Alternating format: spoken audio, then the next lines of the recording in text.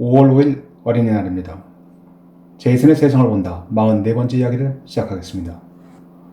오늘 제목은 미국 베네수엘라 군사 개입 못하는 걸까 안 하는 걸까. 지난 4월 30일 베네수엘라 과이도 임시 대통령이 주도한 무장 시위가 실패로 끝났습니다. 마두로 대통령은 군부 인사를 대동하고 자신의 건재를 과시하면서 과이도와 미국을 싸잡아 비난하고 나섰습니다.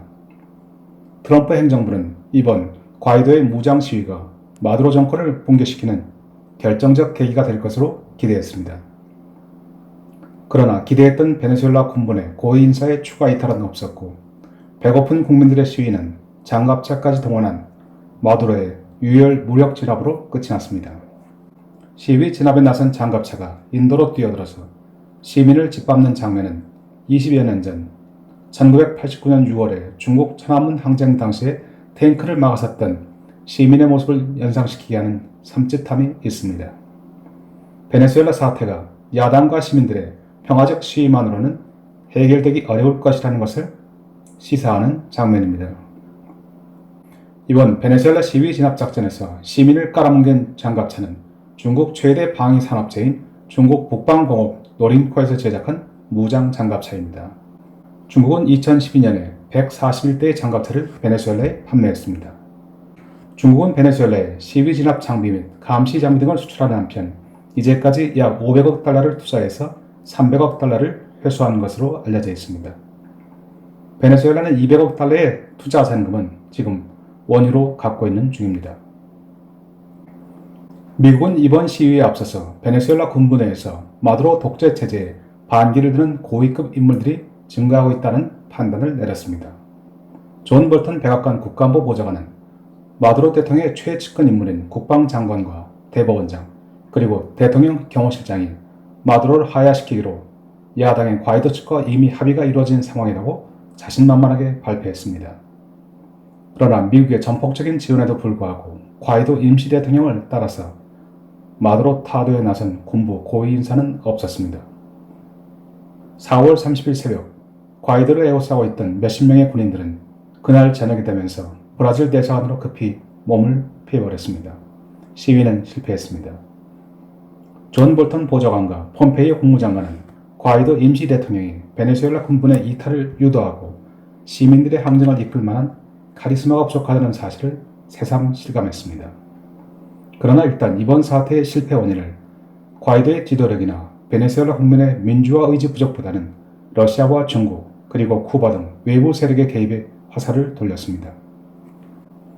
폼페이오 국무장관은 마두로 대통령을 쿠바로 태워갈 비행기가 카라카스 라 카를로타 공군기지에 대기하고 있었는데 마지막 순간에 러시아 측의 만류로 마두로가 마음을 바꿨다면서 러시아 정부를 거세게 비난했습니다. 여기서 러시아와 베네수엘라 관계를 조금 더 살펴보겠습니다. 러시아는 전통적 친미국가인 베네수엘라가 1999년 차베스 대통령 집권과 함께 좌파 사회주의로 선회하자 남미 지역에서 미국을 압박할 수 있는 교두보 확보를 위한 절호의 기회로 판단했습니다. 그리고 40억 달러의 무기를 베네수엘라에 판매하고 베네수엘라 원유 부문에 수십억 달러를 투자해왔습니다. 러시아 역시 중국처럼 투자금을 원유로 회수하고 있습니다. 따라서 마두로 정권을 최대한 오래 유지하는 것이 러시아로서는 최대 관건이 되고 있습니다. 푸틴 대통령은 작년 12월 5일에 러시아 채권 상환 연기 협상차 모스크바를 방문한 마두로 대통령에게 베네수엘라 석유 및 금광 분야에 60억 달러의 신규 투자를 약속했습니다.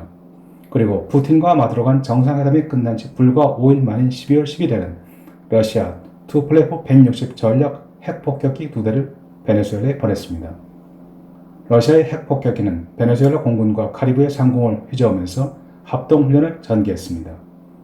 즉, 러시아가 미국의 군사적 개입을 결코 좌시하지 않을 것이라는 의지와 메시지를 보낸 것입니다. 러시아의 베네수엘라에 대한 군사적 지원은 개입 중단을 요구하는 미국의 압박에도 불구하고 금년 들어서도 계속 이어지고 있습니다. 1월 말에는 러시아 민간 군사기업인 바그너 그룹의 용병 400명이 마두로 대통령 경호를 위해서 베네수엘라에 도착했습니다. 그리고 3월 말에는 러시아군 최고위급 인물이 직접 100여 명의 러시아군 병력을 이끌고 수도 카라카스를 방문했습니다. 러시아군 합참차장 바실리 톰코슈크로프 상장과 군사고문단은 미군의 군사작전에 대비해서 마두로 정권 수호를 위한 군사전력을 점검했습니다. 그리고 나머지 인원은 러시아제 무기 및 장비의 유지 보수 작업에 착수했습니다. 러시아가 특히 신경을 쓴 것은 카라카스 남부의 공군 기지에 배치된 S-300VM, NT-2500 방공미사일 체계였습니다. 베네수엘라는 2009년에 러시아로부터 S-300VM 2개 포대와 92대의 T-72 탱크 도입 계약을 20억 달러에 체결했습니다. 4년이 지난 2013년 4월에 베네수엘라에 인도된 NT-2500은 러시아군이 운용 중인 S-300VM의 수출용입니다. 일부 기능이 다운그레이드된 버전이지만 최대 사거리는 200km, 최대 고도는 40km이며 한 번에 항공기는 24대, 탄도미사일은 16개를 동시에 추적할 수 있는 놀라운 방공 능력을 갖고 있습니다. 미군이 베네수엘라에 대한 군사작전에 나설 경우 우선적으로 제압해야 하는 것이 바로 S-300VM 방공미사일 시스템과 베네수엘라 공군이 운영 중인 수호이 30 MK2 제공 전투기입니다. 수호이 30 MK2는 수호이 30 계열 중에서도 가장 뛰어난 제공 능력을 지닌 기종입니다. 2004년 미국과 인도 간의 공군 합동훈련인 코프 인디아에서 인도군이 보유한 수호이 30 MK는 미 공군 F-15와의 모의 공중전에서 승률 90%를 기록했을 정도로 위협적인 제공 능력을 자랑하고 있습니다. 이제 미국으로서는 러시아의 정치적, 군사적 지원이 계속되는 한 베네수엘라 마두로 정권의 붕괴를 기대하기는 어렵다는 점을 서서히 인식하고 있습니다. 현지 시간으로 5월 3일, 바로 어제는 트럼프 대통령까지 나섰습니다. 트럼프 대통령은 푸틴 대통령과의 통화에서 북한 비핵화 문제와 함께 베네수엘라 문제를 논의했습니다. 그리고 러시아의 베네수엘라 사태 개입 중단을 촉구했습니다. 이제 베네수엘라 사태는 장기화되고 있습니다. 지난 1월 24일 과이도 국회의장이 자신을 임시 대통령으로 선언하고 미국을 비롯해서 50여 개 국가의 지지하에서 마두로 타도를 외친 지도 벌써 100일이 넘어갑니다. 기대를 모았던 이번 4월 30일 시위가 수포로 돌아간 지금 트럼프 대통령과 존 볼턴 보좌관 그리고 폼페이오 국무장관은 한 목소리로 모든 옵션이 테이블에 놓여 있다며 군사개입 가능성을 내비치고 있습니다. 미국의 베네수엘라 해법이 점차 강력한 방향으로 흐르고 있습니다. 그렇다면 과연 미국의 베네수엘라에 대한 군사작전은 가능한 것일까요? 트럼프 대통령의 베네수엘라에 대한 군사개입 위협은 지난 2017년부터 줄곧 이어져 왔습니다. 그러나 미국이 중동이나 아시아도 아닌 미국의 텃밭 중남미에 위치한 베네수엘라에 대해서 군사적 개입을 주저하는 이유는 과연 무엇일까요? 미국은 군사작전은 안 하는 것일까요? 아니면 못하는 것일까요? 그리고 만에 하나 군사개입에 나선다면 미국은 전면전과 정밀 타격 공격 중에서 과연 어느 방안을 선택하게 될 것인가요? 한번 살펴보겠습니다. 마두로 독재 정권 치하에서 자유가 사라지고 폭망하는 경제 속에서 이미 300만 명의 국민이 인접국인 콜롬비아와 브라질 그리고 에콰도르, 페루 등지로 탈출하고 있는 나라. 남아있는 국민들 상당수가 쓰레기 더미 속에서 음식을 뒤져야 하고 전국 규모의 대정전으로 도시기능 자체가 마비에 빠져들고 있는 나라. 베네수엘라에 대한 미국의 목표는 분명합니다.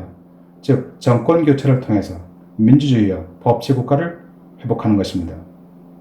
그러나 좌파와 민족주의를 기치로 내세운 차베스 대통령 시절부터 지금의 마두로 대통령에 이르기까지 베네수엘라 좌파 집권 세력은 국민들에게 친러, 친중, 친쿠바 정책을 선전하면서 반미, 반자본주의, 반민주주의 비판의식을 고취시켜왔고 이들을 정권을 지키는 핵심 세력으로 키워왔습니다. 지금 마두로 정권을 떠받치고 있는 것은 16만 명의 정규군과 함께 콜렉티버스라고 불리는 민병대입니다. AK-47 소총 등 개인 화기로 무장한 콜렉티버스는 맹목적으로 좌파 정권을 지지하는 체제 보위 세력으로 등장하고 있습니다. 마두로 정권은 정권 유지의 근간을 이루는 이들에게 식량 배급과 의료 혜택 등을 우선 제공해서 조정 통제권을 강화하고 있습니다. 그리고 금년 말까지는 그 숫자를 현재의 200만 명에서 300만 명으로 증가하겠다는 야심찬 계획을 세워두고 있습니다. 미국이 대규모 군사작전을 통해서 베네수엘라 정규군을 제압한다 해도 정규군의 잔당과 민병대 세력이 시가지 또는 깊은 정글로 숨어 들어가서 게릴라전을 전개한다면 그것은 미국과 남미 국가들에게는 더 큰 악몽이 될 수밖에 없습니다. 미국은 콜롬비아, 페루, 멕시코 그리고 중미 지역에서 전개된 좌익 게릴라 세력들의 위력을 생생하게 기억하고 있습니다. 지금 미국이 베네수엘라 침공을 망설이는 결정적 이유 중에 하나입니다. 그러나 만일 미국이 군사작전을 시도한다면 일단 두 가지 방법이 있습니다. 첫째는 대규모 병력을 동원한 전면 침공입니다. 그리고 둘째는 주요 시설에 대한 정밀 공습 등 제한적 타격입니다. 먼저 전면전에 대해서 알아보겠습니다. 미국이 전면전을 치르기 위해서는 10만 명에서 15만 명에 달하는 막대한 병력 동원이 필요합니다. 베네수엘라 해안에 미 항모와 수십 척의 전함을 집결시켜서 베네수엘라의 핵심 군사시설과 정부 청사, 발전소, 공항, 유전, 통신시설 등 수많은 목표를 공습해서 베네수엘라 정규군을 무력화시키면서 미군 지상군을 카라카스와 발렌시아 등 주요 도시로 전개시켜 나가야 합니다. 그러나 베네수엘라는 91만 6천 평방킬로미터의 광대한 영토와 3,300만 명의 인구를 가진 대국입니다. 게다가 주요 도시나 해안 지역에서 해발 800m의 카라카스로 올라가는 길은 구불구불한 외길입니다. 길 양쪽은 정글이나 다름없습니다. 공격하는 측은 어렵지만 방어하는 측에는 대단히 유리한 지형입니다. 90년대 공수부대를 이끌고 두 차례나 쿠데타를 기도했던 전임 차베스 대통령은 당시 허접했던 베네수엘라군의 기량을 크게 끌어올렸고 베네수엘라군은 기본적으로 정글 전투에 대단히 능합니다. 그리고 시가전이 발생할 경우 민병대 콜렉티보스의 위력 역시 무시할 수 없습니다. 미국의 중남미에 대한 전쟁 사례를 한번 살펴보겠습니다. 1983년도 카리브해에 있는 작은 섬나라 그레나다 침공 시에 미국은 7,000명의 미군을 동원해서 4일이 걸려서 침공을 완료했습니다. 당시 그레나다를 지키고 있는 것은 불과 2,000명의 병력이었습니다. 그리고 1989년 파나마 침공 시에는 파나마에 이미 주둔하고 있는 미군 병력 11,000명 외에 미 본토에서 82 공수사된 병력 등 16,000명을 추가로 투입했습니다. 그러나 당시 2만 명의 병력을 보유한 파나마에서 미군이 군사작전을 마무리하는 데는 42일이 걸렸고 파견 병력이 모두 철수하기까지는 다시 4년 반의 긴 세월이 소요되었습니다. 인구 3,300만 명의 베네수엘라는 그레나다나 파나마와는 비교가 되지 않은 대국입니다. 미국이 막대한 병력과 첨단 무기를 투입한다 해도 빠르면 몇 달, 그리고 길면 몇 년간의 군사작전을 감수해야 합니다. 이 과정에서 미군과 베네수엘라 국민의 희생은 수백, 수천 명 단위로 증가하고 석유되고 베네수엘라의 경제 인프라는 완전 파괴될 것이 불을 보듯 뻔합니다. 미국은 세계 최대 원유 매장량을 보유한 베네수엘라 원유를 온전히 확보해야만 인도적 문제는 자체하고라도 최소한 군사 개입에 따른 비용 대 효과를 논할 수가 있습니다. 결국 미국의 베네수엘라에 대한 전면 침공 가능성은 검토 대상에서 우선 제외될 수밖에 없습니다. 그렇다면 전면전이 아니라 대통령 공동 주요 군사 목표에 대한 제한적 타격은 가능할까요? 리비아의 예를 들어보겠습니다. 미국은 2011년 리비아에서 내전이 발생했을 때 미 지상군의 파견 없이 약 7개월간의 공습을 통해서 결국 가다피 정권을 붕괴시켰습니다. 그러나 강력한 독재자가 사라진 리비아는 더 큰 혼돈으로 빠져들었습니다. 그리고 대규모 난민이 발생하면서 서유럽 전체를 흔들고 말았습니다. 지금 이 시각까지도 리비아는 안정을 찾지 못한 채 무장 세력들 간의 각축이 벌어지고 있는 상황입니다. 베네수엘라에서 전쟁이 발발한다면 최대 800만 명의 난민이 추가로 발생할 것으로 추산됩니다. 지금 미국과 보조를 맞추어서 마두로 좌파 정권의 붕괴를 지지하고 있는 콜롬비아나 브라질 등 인접국들이 미군의 대규모 군사작전에는 손을 내젓고 있는 이유입니다. 결국 미군의 전면 침공뿐 아니라 제한적인 타격 작전 역시 모두 고려하기 어렵다는 결론에 도달합니다.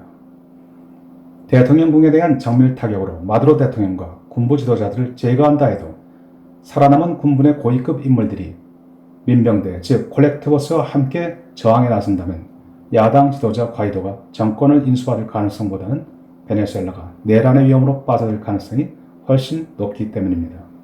그리고 이 경우에 미국은 제한적 타격 작전에도 불구하고 결국은 베네수엘라 안정화 작전을 위해서 대규모 지상군 파견을 검토할 수밖에 없습니다. 내년 2020년에 대선을 치러야 하는 트럼프 대통령으로서는 이렇게 제2의 베트남전, 제2의 아프간 전쟁 같은 수렁으로 빠져들 수는 없는 상황입니다. 과이도 임시 대통령으로의 정권 교체를 적극 지지하는 칠레와 아르헨티나 등 중남미 국가들 역시 미국의 군사적 개입에 대해서는 본능적인 거부감을 지니고 있습니다. 중남미와 유럽 국가들은 대화를 통해서 마두로 대통령이 정권을 내려놓는 평화적 정권 교체를 유일한 방안으로 생각하고 있습니다. 동맹국들의 지지가 없는 상황에서 미국이 단독 군사작전에 나설 경우에 베네수엘라의 혼돈을 잠재우기는커녕 오히려 중남미 전체에서 미국이 배척당할 위험성이 있는 것입니다. 중남미 제국의 미국에 대한 거부감은 생각보다 훨씬 넓고 깊게 퍼져 있습니다. 이제 베네수엘라 사태 해결은 소위 외세의 개입과 또는 외세의 의존 없이 베네수엘라 국민들이 스스로 봉기를 일으켜서 마두로 좌파 정권을 붕괴시키는 것뿐입니다.